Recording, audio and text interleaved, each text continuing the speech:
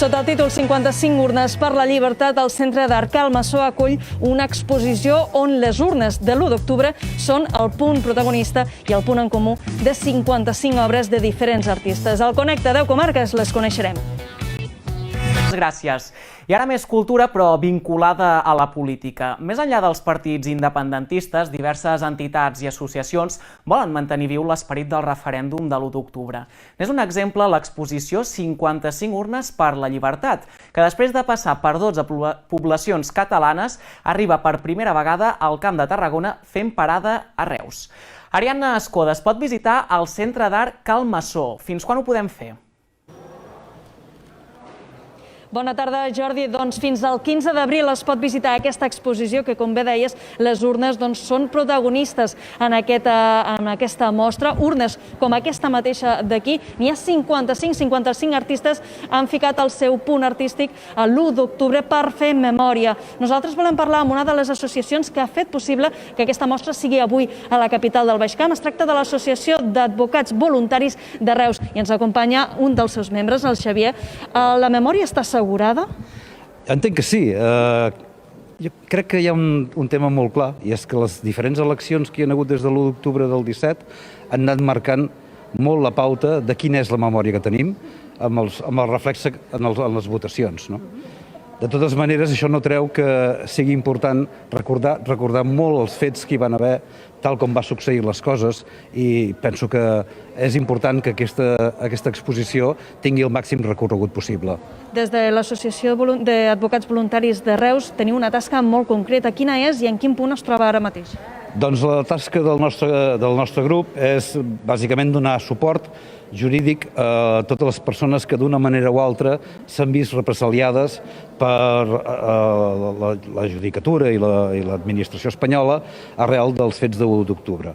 Tot el que va vinculat amb això i amb actuacions que hi ha hagut posteriorment, doncs nosaltres ens hi sentim molt identificats i per tant els hi donem el suport que podem en la nostra demarcació, que és bàsicament la comarca del Baix Camp i del Priorat. De fet, aquí a la comarca del Baix Camp hi ha hagut una cinquantena de causes obertes que vosaltres heu portat. Certament, en números rodons podem parlar al voltant de 50 persones que d'una manera o d'una altra han sigut cridades a declarar als jutjats com a inculpats. I la nostra tasca ha sigut simplement la de donar-los acompanyament i cobertura legal, que al final ha sigut prou positiu, penso jo, perquè actualment estan quasi bé totes les causes tancades, gairebé, i queden poques que estan pendents de recursos i poca cosa més. Si ens centrem en aquesta exposició, 55 urnes per la llibertat, és la primera vegada que arriba al Camp de Tarragona, però també aquí a Reus. Ha estat fàcil que arribés una exposició com aquesta aquí? La veritat és que és una mica curiós com va venir, perquè va ser una simple conversa entre amics, però sí que em van expressar que havien intentat en diverses ocasions posar-se en contacte amb institucions del Camp de Tarragona i no havien aconseguit en cap moment que això fructifiqués. I bé, la veritat és que estem contents perquè la veritat vam parlar amb l'Ajuntament, en aquest cas, per tal de poder-la portar, i ens van donar sempre, des del primer moment, totes les facilitats. Doncs moltíssimes gràcies, Xavier. Volem parlar amb una de les altres entitats que també ha estat al peu del canó i al peu del carrer en la causa de l'1 d'octubre, i és els avis i àvies de Reus per la llibertat. En Josep Lluís en forma part d'aquesta entitat. Explica'ns quines són les reivindicacions a dia d'avui que teniu des del vostre col·lectiu. Nosaltres el que fem és reivindicar la llibertat dels presos polítics, dels exiliats, i ara començarem els represaliats, que també molts són de culpa d'aquestes dues accions que fem nosaltres. Aquesta és una mostra que l'1 d'octubre és el tema principal. No és la primera exposició que hi ha aquí a la capital del Baix Camp amb aquesta temàtica. Què n'opineu des del col·lectiu que es faci memòria a través d'aquest tipus d'accions? A mi és molt interessant perquè hem agafat amb les urnes que van votar el dia d'octubre, s'han fet obres de 55 artistes de tot Catalunya i són molt maques i val la pena vindre a mirar-les. Doncs moltíssimes gràcies, Josep Lluís. Ens quedem amb aquesta recomanació. Fins al 15 d'abril, aquí al Centre d'Art Cal Massó estarà obert per poder acollir-vos a tothom que vulgueu venir aquí a veure 55 urnes per la llibertat. Déu-n'hi-do, Ariadna, 55 urnes que cada una està plasmada d'una manera diferent, Totalment, són estils totalment diferents entre artistes que són d'aquí, però no només d'aquí. També ens han explicat des dels advocats voluntaris de Reus que hi ha artistes de fora, hi ha artistes estrangers, francesos, alemanys, que han volgut posar el seu granet de sorra en aquesta mostra. Déu-n'hi-do, moltes gràcies, Ariadna. Molta imaginació per part dels artistes i qui ens hauria d'haver dit que de la política també se'n podria fer art. Ens retrobem la setmana que ve.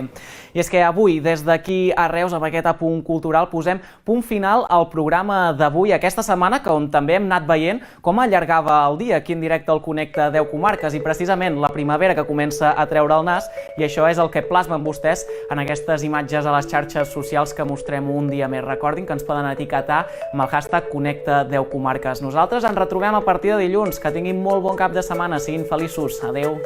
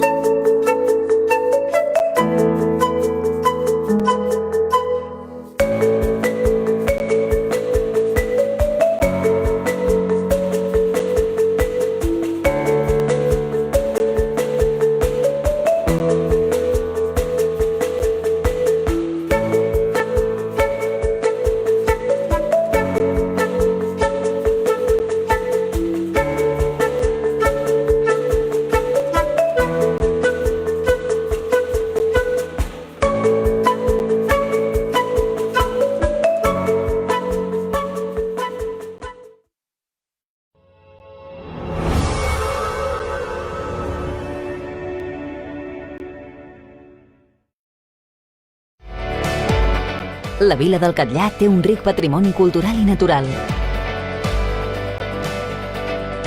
Situat a les afores del nucli del Catllar, hi trobem l'ermita de Sant Ramon, que des d'aquest any acull el centre d'interpretació del riu Gaià.